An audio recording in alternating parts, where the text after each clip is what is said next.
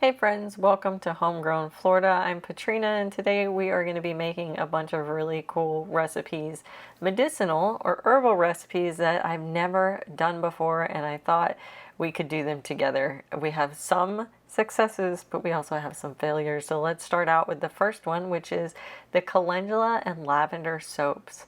Calendula was something I grew in my garden this year, and I dehydrated them and saved the flowers. And I've done a lot of things with them. I've done salves, I've done lotion bars, and now I wanted to do soaps with them. But I wanted to do two types of soaps.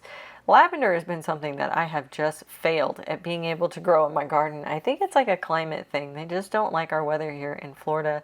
So I found a nice Asian market down the road that actually sells some lavender seeds, and I thought that would be great to go in this soap. Now, soap making is incredibly complicated, and since this is my first go, anytime I'm trying something new like soap or canning or freeze drying, whatever it is, I always try to start with the simplest way possible just to get my feet wet with the process. So what I ended up doing was these melt and pour soaps. So you buy this block of soap, and the one I got was a shea butter soap, and it's just a soap base, and you can add all kinds of things to it, and you just get used to the process. So I cut up a bunch of cubes of that pour soap. I added some calendula oil. I'm going to be adding the flowers too, but I had made an infused calendula coconut oil that I basically took the calendula flowers and melted coconut oil, and I cooked it in a crock pot basically for, I believe it was 5 or 6 hours, to infuse the oil with the calendula. Now you could do it that way. The other option is that you could take the calendula and put it into olive oil, for example, or avocado oil, and let it set on your shelf in room temperature for 6 to 8 weeks, and it will steep and infuse that way. So two different options there. I thought I would get all pretty with this process while the soap was melting in the microwave. I did 30-second intervals, but while that was happening, I was like, oh, you know what? I'm going to put these little flowers that I have that I did harvest from the garden, from the lavender that was there for a minute, and it ended up dying. And I'll lay them out all pretty, and they'll look so pretty on the soap. Well, this is part of the learning experience. That did not work out well. Once the soap was melted here, I started adding some colors, and I just wanted some light pastel colors. The calendula, I wanted it to be like a yellowish orange color, and then I'm adding scents. And to the calendula, I ended up adding a vanilla scent, which is an essential oil that I added. And then you just mix it up really good, and then you start to pour it into the molds. This is where I noticed that those flowers are not going to stay in their place. I'm not sure how they do this in regular soap making. It's definitely something I'm going to have to research more, but as I started to pour my soap, the flowers moved around. They did not stay put. So I'm thinking in the future, what I should do is, instead of putting the flowers in the little trays, I should put the soap in first and then kind of poke the flowers onto the top. I might try that next time because it didn't work out exactly how I envisioned it. It was still really, really nice soap. And you can see here, I'm just trying to poke those flowers down. They do not stay down. So I have learned my lesson with that one. Still cool to have the flowers inside the soap. I was just kind of hoping that they would look pretty on the outside. Now, one thing that I researched was that you should be spraying your soap off the top with an isopropyl alcohol, so that way you don't get bubbles. Now, I did do this to these square soaps, but I did some flower soaps as well where I didn't do that step, and I did notice those bubbles. I'll show them to you later. It's just presentation to be pretty. Now we're on to the second set of soap, which is going to be the lavender. I'm doing the same thing as I did before. I'm cutting those cubes up. I'm microwaving them for 30-second intervals. I think it probably took about 9 or 10 times. You microwave, you stir it up, you microwave again, stir it up until you get to this liquid state. I'm adding a purple color to it. This is a soap or bath bomb soap coloring. You don't want to use like food coloring because it will stain your skin. And then I am adding some of those lavender seeds that I got, or petals, seeds, I'm not sure, that I got from the Asian market down the street. I absolutely love the way that this one came out because of those. They look so good. And then, of course, I added the lavender essential oils for the additional smell. So now that I feel like I did pretty well with making this soap, I'm going to show it to you in just a moment. I think the next step in my soap making process is I'm going to get some animal fat, like lard or tallow, so that I can start making soap a more traditional way. And like I said earlier, I like to do this in stages, right? So I'm using this pour soap, this, heat and pour soap, because it's my first step. My next step is going to be getting that fat and buying lye. Then I'd like to really practice with actually making my own lye from wood ash. That would be really cool to be able to do everything from its base ingredient, which I think would be so cool, but I am a ways off from that. I'm probably going to do a couple more, these melt and pour soaps so that I can get the designs right. Then I'll move on to buying the lye, but using and breaking down animal fat and to mix with the lye, maybe do some goat milk soap, and then I'll get into making my own lye. This is going to be a process that will probably take me a couple years, but I think it's a really fun way to learn a new skill. In stages, guys, in stages. Don't try to take off with so much all at once. I say this a lot with people who have never canned before and who are interested. Start out with something easy, like pickles. And then move on to something like jam, where you have to add some pectin or you have to cook the fruit a certain way. Then maybe if you want to get into pressure canning, maybe start with broth, because it's really, really simple to pressure can broth before you start getting into deep recipes like whole meals in a jar. Do everything in like steps and stages, and before long, this is going to be like second nature to you, just like how this is second nature to me now, being able to make the melt and pour soaps. My husband is really partial to the calendula soap, and I am pretty partial to the lavender soap. I think we're going to end up giving these out as gifts. They were so much fun to make. The next recipe we're going to be working on is a honey fermented garlic. I've seen this all over YouTube, and I thought, hey, I like doing ferments. I've done fermented pickles, and I've done fermented coleslaw before. So I was really interested in the honey ferments because they are a little bit trickier. Honey can sometimes not be the best liquid to use for fermenting. Fermenting is normally water and salt, and that's how we preserve it. But honey can also be used. It has a higher acidity amount. So depending on your honey, you could be sitting at, right at that 4.6 number, which is the number you don't want to get above when you're fermenting something, because then you can, cause health problems with botulism and such. And garlic in itself is not acidic at all, so it is really not a product that you can use to ferment unless you're doing it in a way that you can keep the acidity down under that 4.6. So the first thing that I did before this whole process was I tested the pH of my honey. And my honey came in at the high threes. So I think it was like 3.5, 3.6. And so I was like, okay, my honey is pretty acidic, which was a little surprising. I expected, it to be on the high side, but I am using a raw honey that I get from a local beekeeper. So I broke up all my garlic cloves. I took the skins off of them, and then I stuck them in honey. And then over the next couple days, I flipped them upside down and then right side up, and you can see the bubbles starting to form here. When this is all done in about a month, I am going to test it one more time for the acidity level to make sure that my pH is still under that magic 4.6 number. As long as my honey is the right acidity, I will be able to use this in the future for when we are sick. Fermented honey and fermented garlic is really great for when you have a cold. Now the other one that's really good when you have a cold is going to be chamomile and mint. And so what we're making today is a mint chamomile facial steam. So this is a great one for kids as well, I think. If you have, you know, a congestion or your nose is really, really stuffy, you can make these steams. Now, I like to make all this stuff ahead of time because when you're sick, nobody wants to be sitting here mixing things up. You know, a lot of these recipes require a certain period of time for them to set. This one doesn't. You could literally mix this the same day and it's ready. But there is a process that had to be done in advance, which was I had to grow my mint.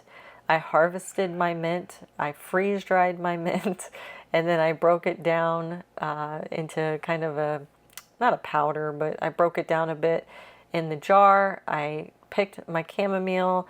I air dried those, and then the lavender I ended up picking up from a local Asian shop, Asian grocery store, because I just can't seem to grow lavender. And I thought lavender would be a nice addition to this. But the mint is meant to like open up the sinus ways. The chamomile is meant to create, you know, that sleepy feeling. And then the lavender is just for a beautiful smell. So the way that you use these is I'm putting them in these little tea bags. Now these tea bags that I have are larger tea bags. I generally use them to make a half gallon of iced tea. But in this instance, it's nice to have these bigger tea bags because when you're using a facial steam, you kind of want a larger amount of herbs. So I'm doing 2 spoonfuls of the mint, and then I'm doing 1 spoonful of the chamomile and 1 spoonful of the lavender. To use them, you're going to boil some hot water. I like to use a little kettle, but you can put water on the stove and let it boil. And then you're just going to drop one of these little packets into a bowl, and then you're going to take a sheet or a towel, let's say a towel. You're going to take a towel and you're going to lay it over your head, over the bowl, and let that steam come up and breathe it in, and it's going to hopefully break up all of that congestion and help you clear out your sinuses and your nasal passageways in a very natural way, which would be great for kids, I think, you know, when they're not feeling well and they're really, really stuffy. This next one I was pretty skeptical about. I've seen this one online a lot too, these little turmeric wellness shots. They're just like little shot glasses of juice. I guess they kind of remind me similar to how we used to do the, oh, what are they, the grass shots, I think are what they're called. I don't know. Anyways, I didn't like those. And I wasn't sure how much I would like these because I'm not a huge fan of turmeric. So I went out to my plants and I harvested a small bunch of turmeric. This is pretty immature turmeric, but I really wanted to do this recipe, and it doesn't hurt the plant to just cut off a little bit. Then I'm adding an orange. This was actually, I think, a mandarin because I didn't have any oranges, but I figure mandarin's pretty close to orange and it has a really tart flavor. Hopefully it will bring down some of the flavor of the turmeric. That was my hope. Then I'm going to be adding a lemon. Now the recipe that I found online said that you could put the skins of these in the shot, but I've always found that the skins or the pith of lemons or citrus in general is quite bitter, and the turmeric is already kind of bitter, so I cut them out. I cut the fruit out so that the white pith wasn't in there to create even more bitterness. The recipe also called for a teaspoon of oil. I think this is just to help emulsify it. And then it called for ground black pepper, which seemed so odd to me, but I was like, okay, let's do it. And then it was 2 cups of water. And you're going to blend that all together. Make sure to blend it for a few minutes, probably 2 minutes top. I'm using my little magic bullet here to blend it. That seemed to work perfect. Once it's done blending, you're going to put it through either cheesecloth, a tea towel, or a strainer like I'm doing here, and let it set for a couple minutes so that it drains out as much of the liquid as possible. There's going to be some pulp left there. I guess you could do something with that pulp. I can't really think of what that would be good for, so I composted mine. I placed them in these little shot glasses. These are not traditional shot glasses. These are 2-ounce glass jars that I found on Amazon. So I poured them in there. This is not something that you can keep for a long period of time. It is something that needs to go in the refrigerator. It is not shelf stable, and you really want to use them as quickly as possible. You could probably stick them in the freezer, and I think that they would last pretty well in the freezer for a few months. I did try them. Guys, I'm not a fan. People swear by these turmeric shots, and yeah, no, I'm not a huge fan of the taste of these. They were not my favorite. I would much prefer to use fire cider for wellness rather than these, but it was fun making them. I don't think I'm going to make them again. Now this next recipe, I was feeling very ambitious. So I went out to my ginger and I cut a piece of my ginger just like I cut a piece of my turmeric, because I want to make cough drops. Homemade honey, lemon, ginger cough drops. That will keep for a while. And I was so excited. I had done a lot of research. I had watched a lot of people make these cough drops, and I thought, okay, this I can do. It looks like a pretty simple recipe. Spoiler alert, didn't turn out exactly as I hoped, but I know what mistake I made, and I did go through the whole process. This is one of those examples of, even if you're new to something and you fail at it, you are still learning in this process. And I learned a lot during this process. So when you make cough drops, they are basically like making hard candy. And hard candy is a unique skill that I have never done before. And now I'm learning a lot about how to make hard candy, or cough drops in this case. And I started out with 1 cup of honey. This is my raw honey. And then I'm adding to it the juice of about half of a lemon. It called for 2 tablespoons of lemon juice. And this was a pretty juicy lemon, so about half of one really gave me that 2 tablespoons. And then I grated in my fresh ginger. I think it called for like half a teaspoon of grated ginger. I don't measure things like this. I just kind of put them in there and see how they do. Now the trick with making cough drops is you want them to be hard, like candy. So you have to reach certain temperatures when you're cooking. In order to reach those temperatures, you really should be using a candy thermometer. So I did have one. I pulled it out of storage and I put it in the pot to begin managing the temperatures. This was my first mistake. I should have tested the candy thermometer first to make sure that the temperature was right. And it did end up being correct. My thermometer was correct, but I think it is a good course of action that in the future to always test your temperature with water. So you boil water and you put your candy thermometer in your boiled water. It should measure at 212. And so that's my first mistake that I made. The second mistake that I made was I stopped mixing it. Now you are supposed to stop stirring it at a certain point in time, but I think that time is like up to like 220, 240 degrees. I stopped stirring it well before then. Everything was going well. I had it on, a low to medium heat. It was bubbling away. Probably should have used a bigger pot. I thought this was going to be a big enough pot. But it does boil up quite a bit. It creates this foam, and that foam can kind of go everywhere. And you're talking about some very, very high temperatures. In order to get to the hard crack stage of candy making, which is what we're aiming for with this honey, you have to get up to 300 to 310 degrees.